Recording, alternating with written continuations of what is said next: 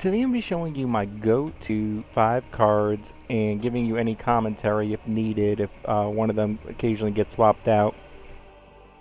For all classes for Horde and Escape, granted sometimes I change things out on Horde, very little for dailies if I do them, and Escape a little bit more, but these are my go-to setups for gears currently in Operation 7. I know a lot of you have been asking me, can I update classes every operation, and granted they're doing less and less tweaks, but I don't have time to do every class again, and most of my subscribers don't want to see that, but I will show everyone that wants to see right now my go-to class setups currently in Operation 7. So right now we have the Blade Master, and you can go with an all melee build. I like mine a little bit more versatile when I play it. So I have the Claw, the Thrill, the Hunt, the Shock Shield, Brawler, and on the flank. So I still have the 3 for the Mace, but you could replace it with Ambush and either the Stim on the Power Tap, or a Bullet Deflection or Shock Chain. Any one of those 3 is fine if you're going to go with an all melee build. Now, Demolitionist, I don't really change. These are the 5 that I run: Razor Hail, Spotter Support, Custom Boom Shot, Custom Lancer GL, and I've recently switched from Kill Confirmed to Grenade Satchel, because you get 8 grenades, so it does come in handy, especially in the beginning. And you can give them to people. A lot of people be killing themselves, so you can give, save a couple thousand in the beginning if you got several people killing themselves by giving them all frags as well. But alternatively, you can run Kill Confirmed. For the Infiltrator, I just run these 5. I don't have any alternative setup since the bleed has been reduced to 5 meters. You just need that stim. This is the setup. This is the way to go if you're going to be playing Infiltrator, especially if you're playing on Master. And for the Marksman, I like Long Shot Handling, Exploit Weakness, Ambush, Critical Parade, and Icy Precision, but Long Shot Handling can easily be replaced with Explosive Headshot, or whatever the card is that causes explosions. For Nomad, I like Armored Shot, Execution Shield, Nomad Armor, Rain... Oh wait, this is from a daily. I am very sorry. So I like Armored Shot, Execution, Nomad Shield, Lifeline, and you can either run Marks and Mastery as a 5th card or Acceleration. I generally only play Nomad when I'm playing with a Combat Medic, and I'll post up with the Combat Medic, and occasionally at the end of the rounds I'll execute for more stim, or during the round I'll take out an easy execution, but I mainly just use the GL. So I like using the GL with the bleed when I play Nomad. You could run the all Marxist setup and then go into a tri-shot too once you got your extra ammo up. That is definitely a potential. That's just the way I'm currently playing Nomad, is just with a little bit of execution and basically using the GL when there's a combat medic and posting up with that. Or if there's an anchor on the board and then posting up wherever. Between the anchor's occasional stim and me giving myself stim at the end and occasionally during the wave, I can make use of the bleed on the GL. For anchor, it's pretty much less. This is just the set 5: Harness Energy, Bullet Chain, Barrier Feedback, Barrier Battery, and Crazy Tough. Crazy Tough could be replaced for the bleeding Botok. I don't really bleed with the Botok. I mainly use the Sniper, and then I'll go use the Tri-Shot and Salvo and just get my ability back, and then snipe again. So I kind of play maybe a little weird with the anchor, but that's how I play it. You can very easily drop one of the barrier cards. If you're going to drop one, I wouldn't drop Duration. I would drop the Kill, since you're going to be killing a little bit slower when it really matters and you want that barrier up for as long as possible. You could also drop that for the Bleeding Botok. For Brawler, I run the Fire setup, perk up Play with Fire, Pyromaniac, Scorcher Mastery, and Inner Fire. Now, a lot of people that run the fire setup like all the glory. I don't, because the enemy has to be within 2.5 meters of the other enemy. Plus, it only deals 30% of the of their health base in damage. So, personally, I like Scorcher Mastery and Inner Fire. Inner Fire is just great, 35% resistance. I recently played a game with people that know how to play, that I play with like occasionally, like they're good. And we're fighting a couple of drones at one point, and the Watuku or whatever, and they're telling me, oh, turn around, we got 4 down. So I pick them all up, I go back, all the drones are dead, it's just the Watuku. I go run fight the Watuku on the other side of the board, and like, I guess it spawned in, I was like waiting for it to come back to the other side, and I go run over. I guess they died in the poison, because I don't know what happened, but all of a sudden they're saying 4 down again. Like, it couldn't bring me down, though. I had a couple downs in the game, but the Scorcher, once you get up to like 120% damage, that does a hell of a lot of damage. And I just like the fact that the extra health plus the 35% resistance, if you know how to play, he's incredibly hard to bring down on Master. He's also a class, like, you gotta be landing like 80% plus actives in order to effectively land that setup. I use the GL and I use the Scorcher. And until I buy my GL, I just use the Lancer and the Scorcher. So for the Gunner, I use Reflex Shredder, Bait Armor, Heavy Capacity, Concussive Explosives, and Serrated Edge. Basically, because I'm just swapping out the heavy weapon setup right now. I'm kind of playing him a little bit different. You know, gotta have a little fun with the game, but you could very easily run the Tri-Shot, a little bit extra on your ability per hit.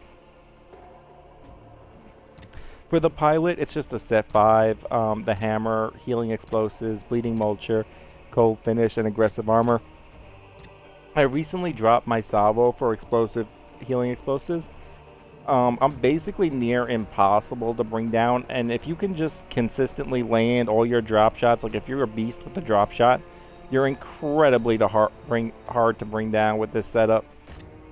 And you don't really go in your Silverback as much, because the Hammer is kind of generally almost better than being in the Silverback. Occasionally you'll jump in for a second to be a distraction and block off a path, or quickly drop down a Guardian when you don't have ammo. But other than that, you don't really need the salvo, so Healing Explosives keeps you alive during the game, and the Bleeding Mulcher occasionally brings down that Sentinel anyway, so it works great. Veteran is another set 5, Headshot Mastery, Focus, Custom Lancer, Dug In, and I like flank him for the extra damage. I just want to go in when I'm in my ability and kill everybody, so I don't need Band of Brothers. I just run Dug In. Dug In is enough. Combat Medic, Helpful Headshots, Intervention, Perfect Condition, Dodge, and Custom Lancer. For that, I mainly use the Lancer for the beginning, then I go into the GL, and I might have a Tri-Shot, but for the most part, I just use the GL. Jack is another set 5 with Backstab, Rampage, Explosive Hijack, Mind Control Expert, and Zapper Upgrade. Also, I just want to note, if you are going to use the Tri-Shot 100%, I would just run Helpful Headshots and then all the defense, because that way you can just stay on that Tri-Shot and not go down if you're good with it. And then we got the Mechanic. I'm running Efficient Fabrications, Custom Robotics, Overload, Shredder Rounds, and Healing Repair. Healing Repair can be dropped if you have a Combat Medic. I do not see the need of running the Overclock Locker. I know people will have different opinions on that, but I don't really see the benefit of putting on 27 versus putting another card. Dell has a lot of good cards. For the Robotics Expert, I like to snipe. I never call in my DR1. So I have Bloody Support, Precision Repairs, Experimental Weapons. Now, you might be wondering, well, I'll tell you in a second. Let me skip over that. Global Overclock and Combat Engineer. As soon as I get a Torque Bow, I just run 2 Torque Bows at the locker and swap in between waves, or if I really have to help out, I'll have a locker near the side that I'm helping out. So occasionally though, when I'm low on ammo or just to finish somebody off, and then in the beginning of the game, I do use the M bar and I do throw shock grenades, but I don't really use this card that much. But there's nothing really else to use because I'm not calling in my DRN anyway, so that's why I have that 5.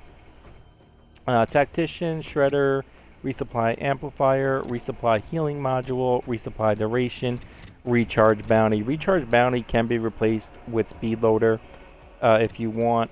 The Architect, wow, I just don't play the Architect. Nobody plays the Architect, so I don't even have a 5 set up. But let's just say Regeneration Field, Stim Capacity, Repair Efficiency, Hologram Lifetime, and then your pick, whether you shoot more, Deception, or you play more as an engineer, top of the line. And that's a pretty solid 5 for the Architect. Protector is just a no-brainer. It's Regeneration Field, Big Knife, Close Range Recharge, Bloody Blade, and a Drop Shield Duration. Slugger is another no-brainer.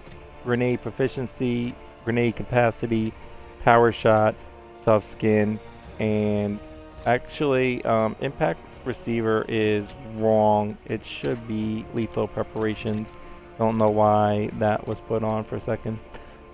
Striker is First Strike, Stim, Siphon, GSD, Blunt Instrument, and Melee Armor. Now, I know a lot less of you are going to be interested in the escapes. I'm not going to be going through all these, plus these get swapped out on so many different maps, but I'm just going to show you really quick the 5 that I have as my set 5, because these are the most likely cards that I will be using in escape maps.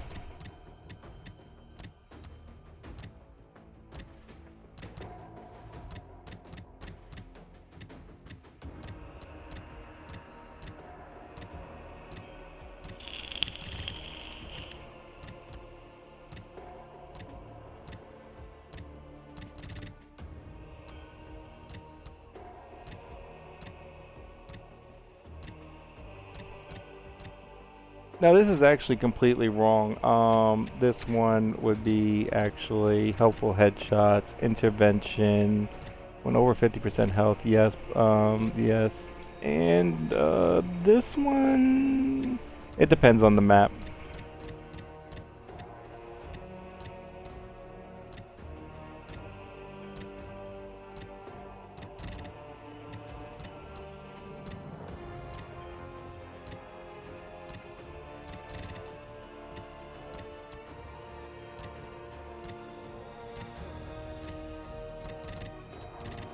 Oh, and this one is wrong as well. I was doing something with him.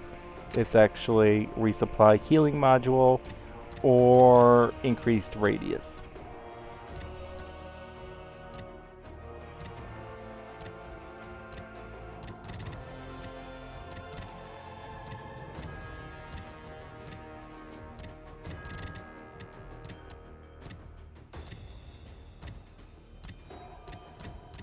Now this one is actually right. I must have set it up, my Horde set up when I was setting it up for the cards that I would use in Escape, which is probably why that happened.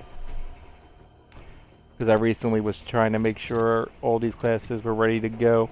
I must have done it. I was actually trying to do this video a couple of days ago, and then something came up and I didn't get a chance to do it. But I just wanted to get this up for everyone because a lot of you have been asking me what I'm running here. What do I think is best to run? Well, that's my go-to cards for all classes currently in Operation 7. I hope that helps.